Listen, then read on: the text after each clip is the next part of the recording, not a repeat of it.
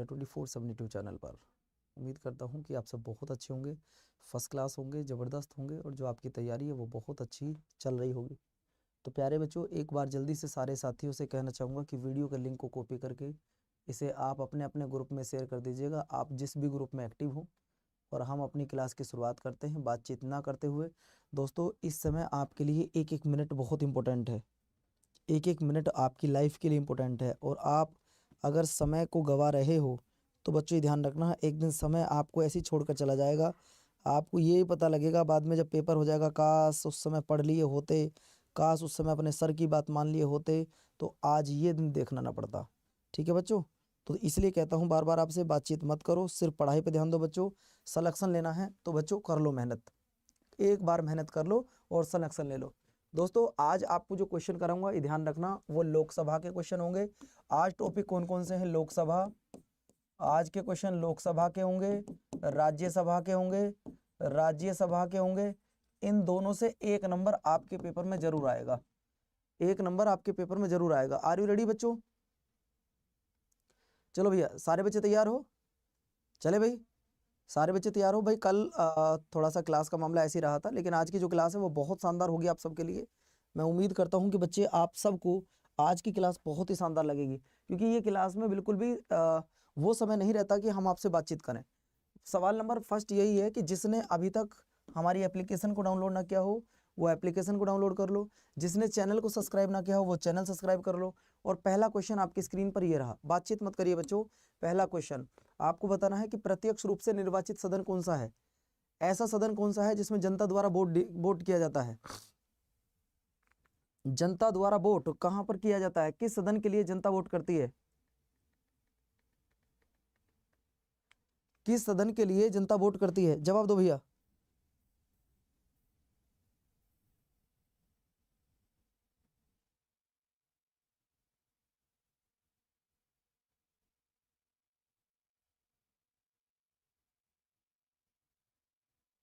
दोस्तों, तब आपका जवाब आ जाएगा कि गुरुजी वो है आपकी लोकसभा, क्योंकि लोकसभा के लिए तो आप वोट डालते हो, इसलिए इसको जनप्रिय सदन कहा जाता है। इसको जनप्रिय सदन कहा जाता है, ये आपको ध्यान रखना होगा, इसको जनप्रिय सदन कहा जाता है। ठीक है बच्चों, सवाल नंबर नेक्स्ट आपकी स्क्रीन पर ये रहा।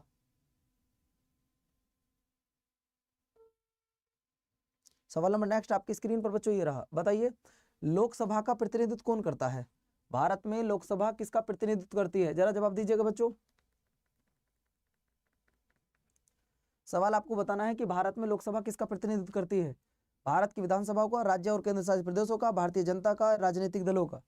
तब दोस्तों आपका जवाब आ जाएगा मेरे प्यारे साथियों, भारतीय जनता का। अगला, मूल संविधान में लोकसभा में कितने मेंबर थे? मूल संविधान में लोकसभा में कितने मेंबर थे? हेलो हेलो बच्चों, एक मिनट वेट करना जरा। हेलो यार, स्टूडियो में आओ, घंटी दबा रहा हूँ कब से, जल्दी आओ। चलो दोस्तों, अभी क्वेश्चन नंबर नेक्स्ट आपके सामने मैं करा रहा हूँ, ठीक करा रहा हूँ यार, इसको वॉइस को परेशान बिल्कुल मत होइएगा।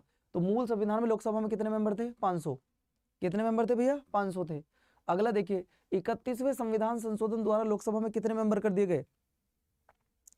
जब 31वां संविधान संशोधन किया गया तो उसमें लोकसभा में कितने मेंबर किए गए? सर उसमें 545 मेंबर कर दिए गए। उसमें कितने मेंबर कर दिए गए? 545 मेंबर कर दिए गए। अगला देखिए, राष्ट्रपति द्वारा लोकसभा में कितने मेंबर को नॉमिनेट किया जाता है? राष्ट्रपति द्वारा लोकसभा में कितने मेंबर को नॉमिनेट किया जाता है जिन्हें एंग्लो इंडियन कहा जाता है? जिन्हें एंग्लो इंडियन कहा, यार इसकी आवाज बढ़ा दो, जिन्हें एंग्लो इंडियन, आवाज नहीं आती क्या उधर? जिन्हें एंग्लो इंडियन कहा जाता है। तब दोस्तों आपका जवाब आएगा सर जी 2 मेंबर हैं। कितने मेंबर हैं? 2 मेंबर हैं, और इनके लिए जो आर्टिकल अपॉइंट है वो 331 है। लेकिन आपको बता दूं 104वां संविधान संशोधन करके 2020 में इनको खत्म कर दिया गया, इनका जो रिजर्वेशन वो खत्म हो गया। अगला देखिए, अगला सवाल है कि लोकसभा में आंग्ल भारतीय समुदायों में 2 सदस्यों को मनोनीत करने की शक्ति किसके पास है? कौन व्यक्ति सदस्यों को मनोनीत कर सकता है? जवाब दो। कौन व्यक्ति 2 सदस्यों को मनोनीत कर सकता है? इस सवाल का जवाब क्या आएगा? तब आप कहोगे सर जी वो राष्ट्रपति, लेकिन 2020 के बाद नहीं, 2020 के बाद नहीं करते हैं। ठीक है, ये बात ध्यान रखना, इनका रिजर्वेशन समाप्त हो चुका है। अगला देखिए, अगला है भारतीय संसद का अपर हाउस किसको कहा जाता है? अपर हाउस किसको बोलते हैं? आप जवाब दो बेटा। आवाज सही है क्या?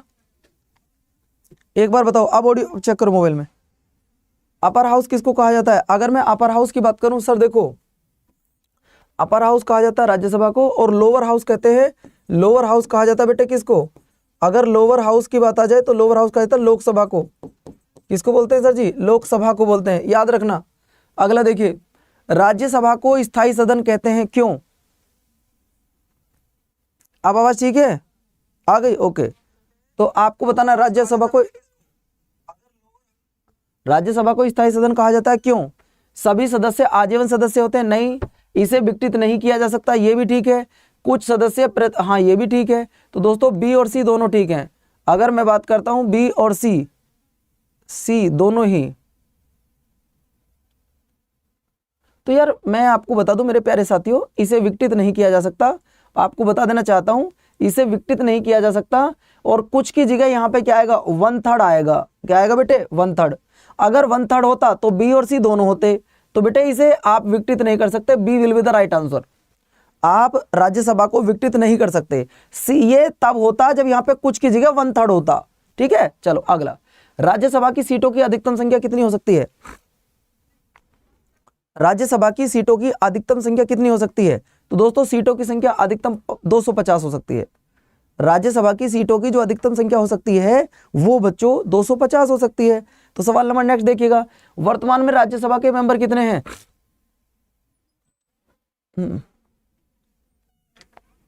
वर्तमान में राज्यसभा मेंबर कितने हैं? तो भैया अगर वर्तमान की बात करता हूं राज्यसभा मेंबर, तो बिटवा यह ध्यान रखने का, वो हैं बच्चों आपके 245।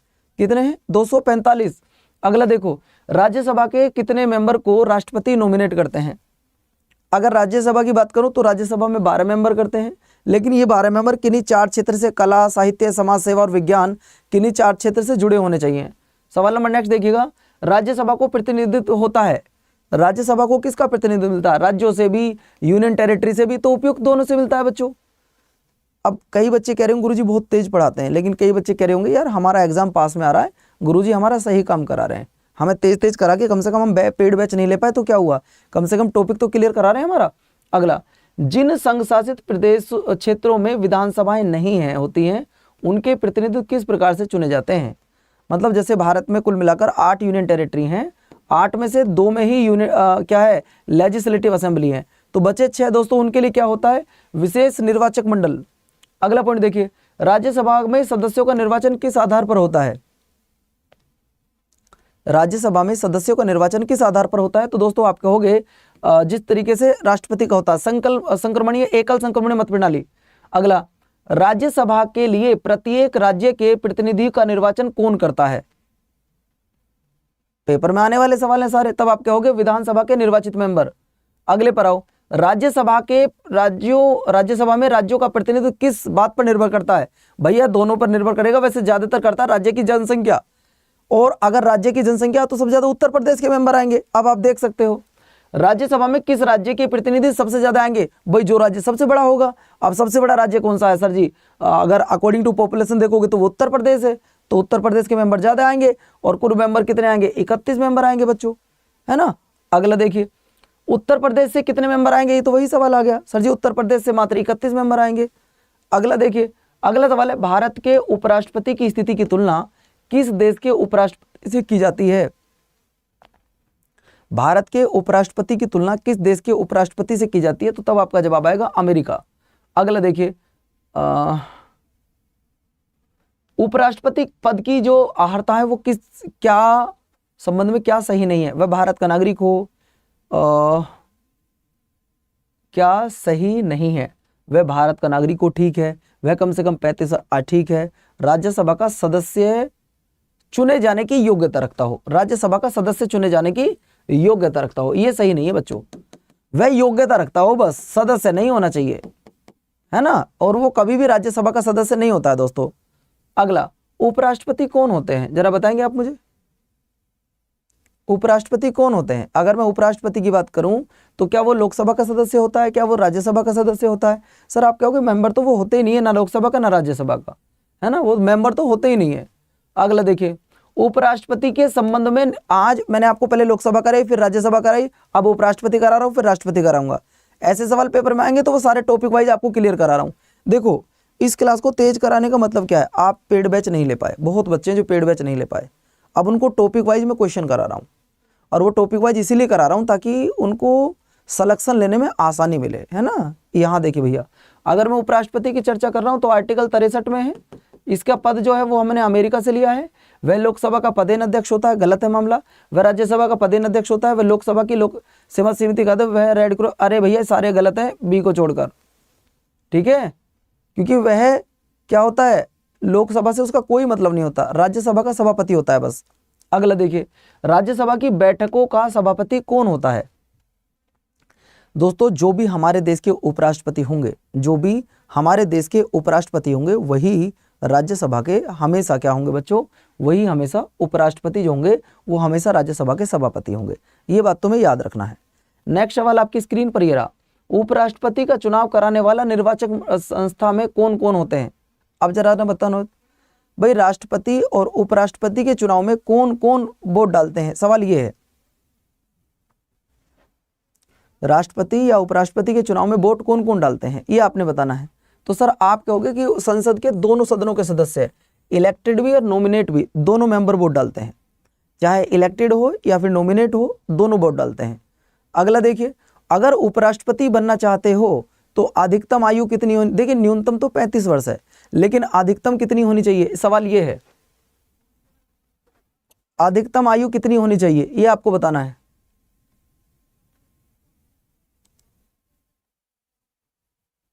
अधिकतम आयु कितनी होनी चाहिए ये आपने बताना है। देखिए अगर मैं अधिकतम की बात करूं तो हमारे यहाँ पे अधिकतम आयु की कोई सीमा नहीं रखी गई है, कोई सीमा नहीं है हमारे यहाँ पे मेगा, हमारे यहाँ अधिकतम आयु की कोई चर्चा नहीं की गई है। आप कितने भी साल के हो उससे कोई फर्क नहीं पड़ता। अगला, उपराष्ट्रपति का निर्वाचन कैसे होता है, डायरेक्ट इनडायरेक्ट या दोनों या फिर मनोनय। देखिए आपको बता दूं मनोनय तो हो नहीं सकता, आपको बता दूं मेरे प्यारे साथियों अप्रत्यक्ष रूप से होता है, क्योंकि हम लोग वोट नहीं डालते, हम वोट नहीं डालते, हमारे द्वारा चुने गए प्रतिनिधि वोट डालते हैं। अगला, राष्ट्रपति पद के निर्वाचन हेतु कौन सी पद्धति अपनाई जाती है।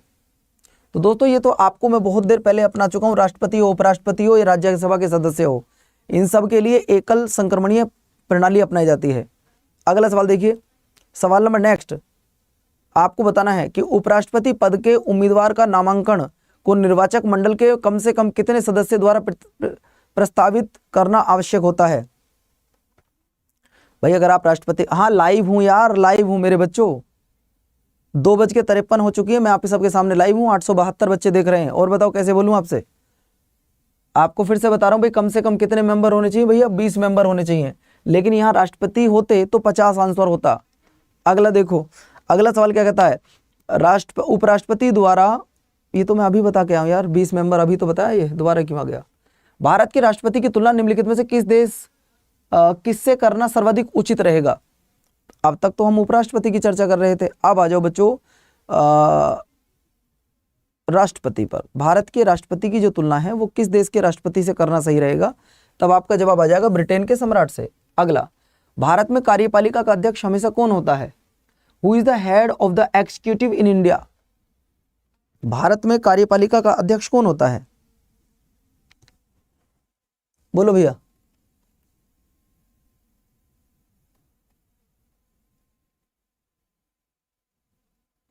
हाँ बेटा आस्था चौहान, मैं बेसिक से ही पढ़ाऊंगा उसमें, आस्था चौहान आप जाके बैच में जुड़ सकती है, मैं बेसिक से ही पढ़ाऊंगा, ये ध्यान रखना। तो दोस्तों वो होते हैं हमारे देश के राष्ट्रपति जी। अगला देखिए, संघ की कार्यपालिका किस में निहित होती है। आपको बता दूं संघ की जो कार्यपालिका है वो किस में निहित होती है, तब दोस्तों आपका जवाब आ जाएगा सर वो मंत्रिमंडल में होती है। लेकिन अगर आपसे पूछा संघ की कार्यपालिका की शक्ति किस में निहित होती है। अगला देखिए, भारत का उपराष्ट्रपति है राज्य का प्रधान, राज्य का प्रधान नहीं है, केवल सरकार का प्रधान है, राज्य और सरकार दोनों को प्रधान है। तो दोस्तों आप लगा लो पहले राज्य का प्रधान, और राज्य का संविधान में राज्य की तुलना देश से की गई है, ठीक है, राज्य की तुलना देश से की गई है। अगला देखिए, भारतीय संविधान के अनुसार देश का प्रथम नागरिक कौन होता है। भारतीय संविधान के अनुसार देश का प्रथम नागरिक कौन होता है, आप बताओ जरा।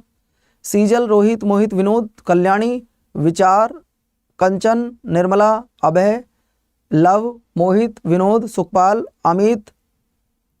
चलो तो दोस्त आपको बताना है संविधान के अनुसार प्रथम नागरिक कौन होता है। तो भैया प्रथम नागरिक की जब बात करें तो प्रथम नागरिक राष्ट्रपति होता है, अनुच्छेद नंबर 52 में लिखा हुआ है बच्चों। अगला देखिए, अगला सवाल है भारतीय संविधान के अनुसार संघ की कार्यपालिका किसमें निहित होंगी?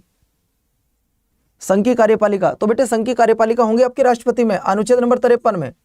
अगला देखिए, भारतीय संविधान के अनुसार देश की तीनों सेनाओं का जो अध्यक्ष होता है वो कौन होता है? भाई तीनों सेनाओं का जो अध्यक्ष होता है, सुप्रीम कमांडर होता है, वो कौन होता है? सुप्रीम कमांडर कौन होता है? जवाब दो।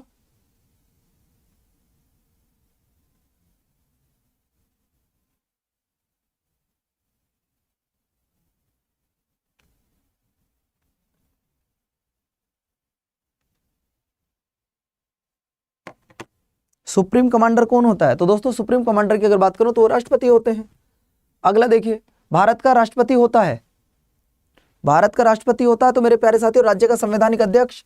अगला देखो, तीनों सेनाओं का सर्वोच्च कमांडर कौन होता है? देखिए तीनों सेनाओं का सर्वोच्च कमांडर की जब बात की जाए, अगर ऑप्शन में राष्ट्रपति ना दिया हो तो आप सीडीएस लगा सकते हो, आप सीडीएस चीफ डिफेंस स्टाफ लगा सकते हो, ठीक है। तब दोस्तों आपका जवाब राष्ट्रपति आ जाएगा। अगला देखिए, भारत के राष्ट्रपति के लिए आवश्यक योग्यता नहीं है, बोलो भैया। अगर भारत का राष्ट्रपति बनना चाहते हो तो क्या योग्यता जरूरी नहीं है? पहला, भारत का नागरिक हो ये जरूरी है, उसकी एज 35 वर्ष हो ये जरूरी है, वह संसद के किसी अरे भैया ध्यान रखना, वह किसी सदन का सदस्य हो ये जरूरी नहीं है। अगला देखिए, अगर आप मेरे प्यारे साथियों राष्ट्रपति बनना चाहते हैं तो आपकी एज कितनी होनी चाहिए? इससे आसान सवाल मिलेगा क्या आपको?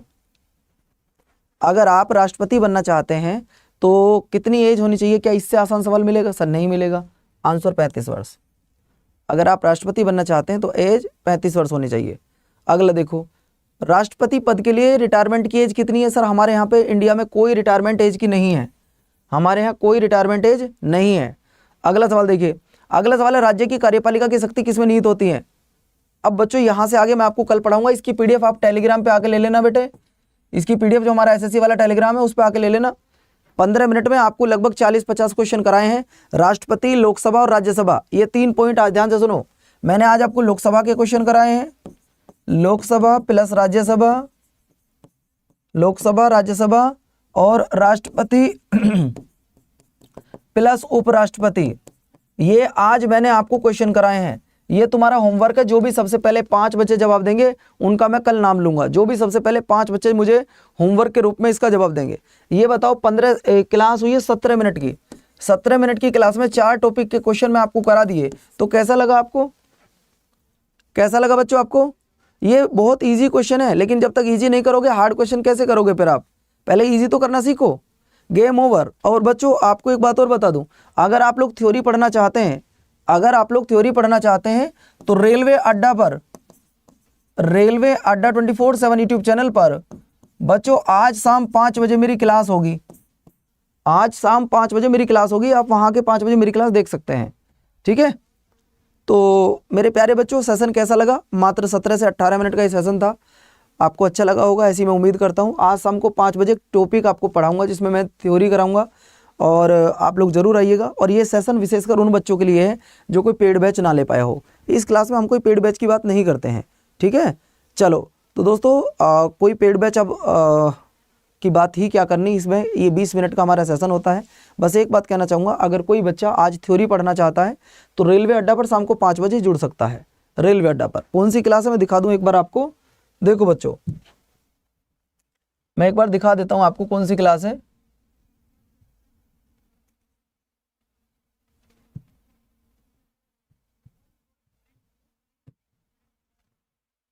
देखो आज मैं शाम को दिखा देता हूँ आपकी कौन सी क्लास है वो। ये क्लास है बच्चों जो शाम को 5 बजे होगी, तेजस बैच है स्टैटिक जी के जनगणना। आज मैं जनगणना आपको पढ़ाने वाला हूँ, ये जनगणना का टॉपिक है। ये देख लो आप 559 लाइक हो चुके हैं और ये 4,99,000 सब्सक्राइबर हो चुके हैं, ठीक है। आप जाके वहाँ पे आ सकते हो, ठीक है बच्चों। नमस्कार, धन्यवाद, जय हिंद। अपना ध्यान रखिए, अपनों का ध्यान रखिए। मिलते हैं आपसे इस वाले सेशन में आज जो शाम को 5 बजे होगा, ठीक है बच्चों। Bye bye.